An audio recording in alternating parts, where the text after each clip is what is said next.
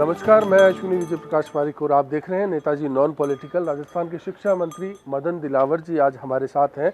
मदन दिलावर साहब के घर पर हम आए हैं और सुबह का वक्त है, गौ सेवा में वो मशगूल है। आप देख सकते हैं कि मदन दिलावर साहब की गाय यहाँ पर है और उनको ताज़ा हरे मूली के पत्ते फिलहाल वे खिला रहे हैं।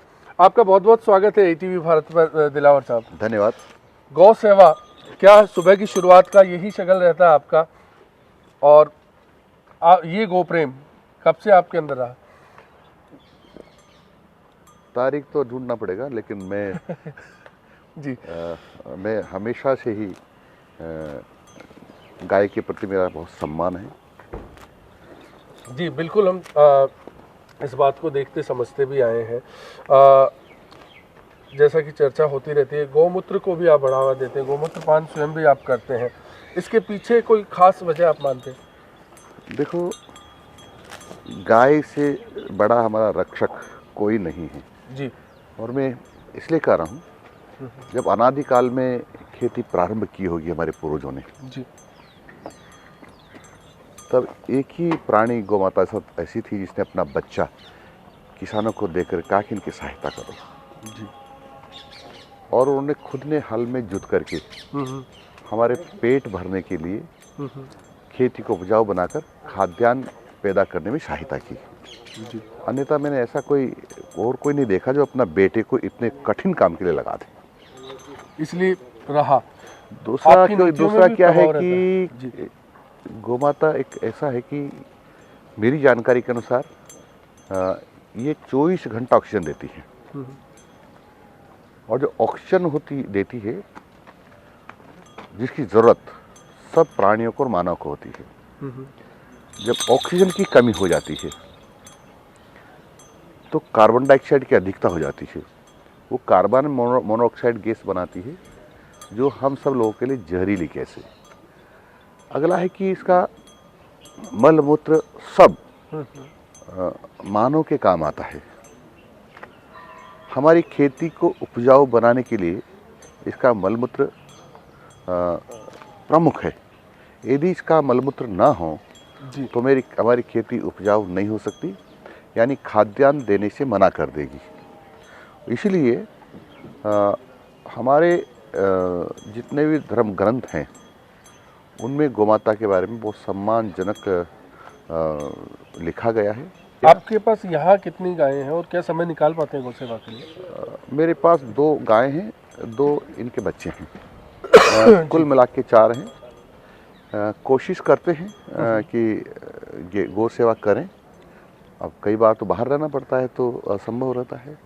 ये हम देख पा रहे थे कुछ सब्जियां भी हैं। मैं सहयोगी विजेंद्र को कहूँगा, बगीचे में हम जा रहे हैं जहाँ सब्जियां हैं। तो क्या ये मतलब गार्डनिंग का भी आपको शौक रहा है शुरुआत से, बागवानी? मैं क्या किसान का बेटा और हमारे खेतों में ये सब काम हमने किया है। खेती बाड़ी की है, सब्जियां बेची भी है।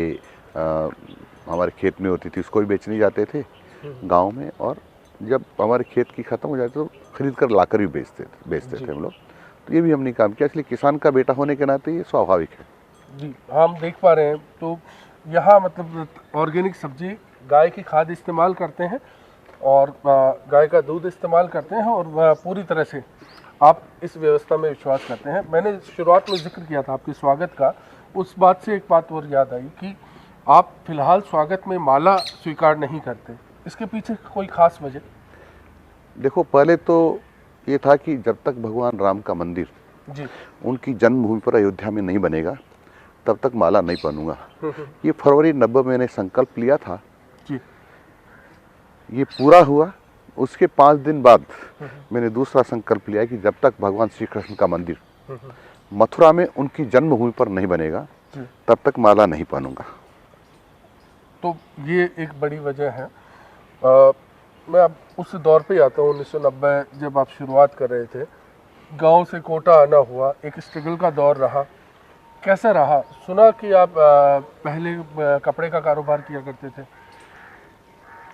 मैं जब अपनी पढ़ाई पूरी करके आया, इंजीनियरिंग डिप्लोमा जी, तो नौकरी वोकरी नहीं लगी।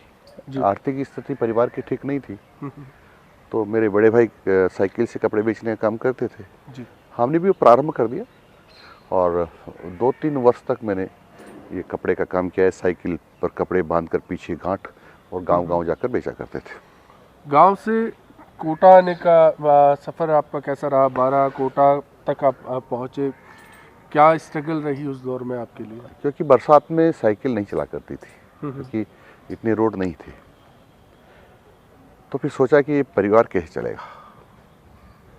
तो हमने सोचा कि जो पढ़ाई की इसका उपयोग भी हो जाएगा, कोटा में चलकर कहीं न कहीं जो भी काम मिलेगा वो करेंगे जी। और उसी के लिए मैं कोटा आया था। 450 रुपये महीने में मैंने कुछ वर्ष थर्मल पावर प्लांट कोटा का जो एक प्राइवेट संस्थान था, कंपनी थी जी, उसमें मैंने काम किया है, मैकेनिकल इंजीनियर के पद पर।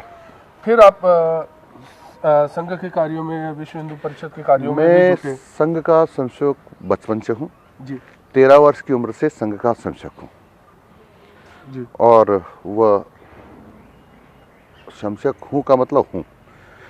तो फिर इसके पहले मैं संघ का प्रचारक भी रहा जी। फिर मेरे को राष्ट्रीय संघ का आदेश हुआ कि मुझे बजरंग दल में काम करना है। तो राजस्थान में बजरंग दल का पहला सदस्य मैं हूँ। तो तब आपने बजरंग दल का, विश्व हिंदू परिषद का और फिर कार सेवा में भी आप रहे। 1992 में आप गए। बिल्कुल। तो जो कार सेवा में थे, साथियों की प्रेरणा से गए, ये पहले से विचार आपका था? क्या रहा उस दौर में, मन में क्या चला? क्योंकि मैं राष्ट्रीय संघ का सदस्य संयोजक हूँ और जागरूक नागरिक होने के नाते मेरा भी दायित्व बनता था कि भगवान राम का मंदिर वहाँ बने, उसमें मेरा भी सहयोग होना चाहिए जी। और इसलिए मैं कार सेवा में गया, क्योंकि जो कलंक था हमारे माथे पर कि बाबर ने भगवान राम का मंदिर तोड़ करके 500 साल पहले वहाँ एक ढांचा बनाया था, मस्जिद बनाई थी, जो उचित नहीं था। राजनीति में आप आए, भैरव सिंह जी के संपर्क में आए, वो क्या कहानी रही? कैसे आप अटरू से जब आप विधायक बने तो वो सफ़र आपका पूरा? देखो, हमारे जो भी हितैषी थे या हमको आगे बढ़ाना चाहते थे, उनका आग्रह था कि भाई आपको राजनीति में काम करना चाहिए और उनके आदेश के मुताबिक हमने कदम रखा और भगवान ने उसमें सफलता दी जी।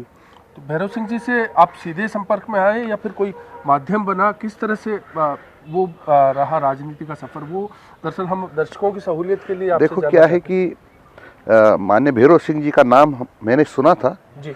भैरव सिंह जी से मिलना कभी नहीं हुआ था, लेकिन मैंने कहा ना, जो हमारे हितैषी थे उन सब लोगों ने संपर्क किया ही होगा और इसीलिए भारतीय जनता पार्टी का टिकट मिला जी।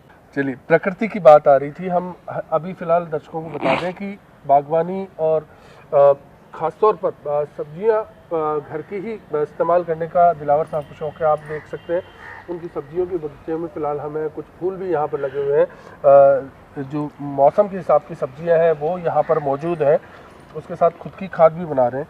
तो ये वक्त कैसे निकाल पाते हैं, क्योंकि राजनीति रहती है, तनाव रहता है, कई तरह की चर्चाएं रहती है, उस बीच में? देखो क्या है कि मेरा शौक जरूर है, लेकिन सीधा सीधा मैं नहीं करता हूँ काम। हमारे यहाँ एक मित्र है हमारे, ये सब उसकी देखभाल करते हैं जी। वो क्योंकि प्रकृति की बात आ रही थी, मैं ये देख पा रहा था, इस बात को समझ पा रहा था, ये जो खाद वाला जो है हम देख पा रहे हैं, ये खाद नहीं है, ये शिवाल है। ये क्या, हाँ, जैसे क्या कहते हैं हम तो नाम तो नहीं जानते, लेकिन इसको हम कंजी कहते हैं जी जी। ले ली, ये पानी में के तालाबों में इस प्रकार की आती है जी। ये हमने इसमें डाली है। 15 दिन में ये कंप्लीट हो जाएगी जी और गौमाता के लिए लाभदायक है जी। आधा किलो में ही इसका काम चल जाता है, सब प्रकार के विटामिन या जो भी कहते हैं सब उसको मिल जाते हैं। तो आधा किलो में ऐसा मानते हैं कि पेट भर जाता है। अभी हमने प्रारंभ किया है, शायद 10-15 दिन बाद ये तैयार हो जाएगी, फिर गौमाता के लिए आधा किलो पर्याप्त होती है, ऐसा वैज्ञानिकों ने बताया है जी। अब गौपालन को बढ़ावा देने के लिए मंत्री के तौर पर भी कई प्रयास आप कर रहे हैं, उसके पीछे क्या सोच है? हमने सोचना है कि गौपालक योजना भी कोई लाने की तैयारी है आपकी? देखो क्या है कि हमारी जो गौमाता या गौवंश जो खुला रहता है तो किसानों को भी नुकसान करता है। दूसरा, सड़कों पर जो बैठता है तो उससे बहुत दुर्घटनाएं होती हैं। मेरा मानना है कि लगभग 3,500 से 4,000 लोग हर साल गौमाता और अन्य पशुओं के सड़कों पर बैठने से दुर्घटनाएं होती हैं। तो गोमाता को बचाना चाहिए, इसलिए मेरा प्रयास है कि, क्योंकि ये दूसरा बात दूसरी गंदगी भी करती है जी। मेरा प्रयास ये है रहेगा कि हम गोमाताओं को पुरानी परंपरा की तरह चराने जंगल में भेजें, फिर जब वापस वो घर आती है, शाम को घर बांधते थे लोग, वैसे ही पुरानी परंपरा जिंदा हो, इसका हम प्रयास कर रहे हैं। वो यदि हम सफल हो जाएंगे तो मेरा मानना है कि हम 3,500-4 हज़ार लोगों की जान हर साल बचा पाएंगे। ग्रामीण विकास मंत्री के तौर पर भी आप, क्योंकि सामाजिक सरोकारों को आप जोर देके बढ़ावा देते हैं, जानना चाहते हैं कि वहाँ भी जो सामूहिक बर्तनों को लेकर योजना है, जिक्र आया था उसका। देखो, माननीय प्रधानमंत्री जी का लगातार ये सब लोगों को निर्देश भी रहता है और उनकी अपेक्षा भी रहती है कि हमारा हिंदुस्तान रोज साफ हो, स्वच्छ रहे, स्वच्छ दिखाई दे, लोगों को बीमारियां ना हो। और आप देख रहे हैं कि जो पॉलीथीन है, प्लास्टिक है, उसके कारण से कई सारी बीमारियां पैदा होती है। तो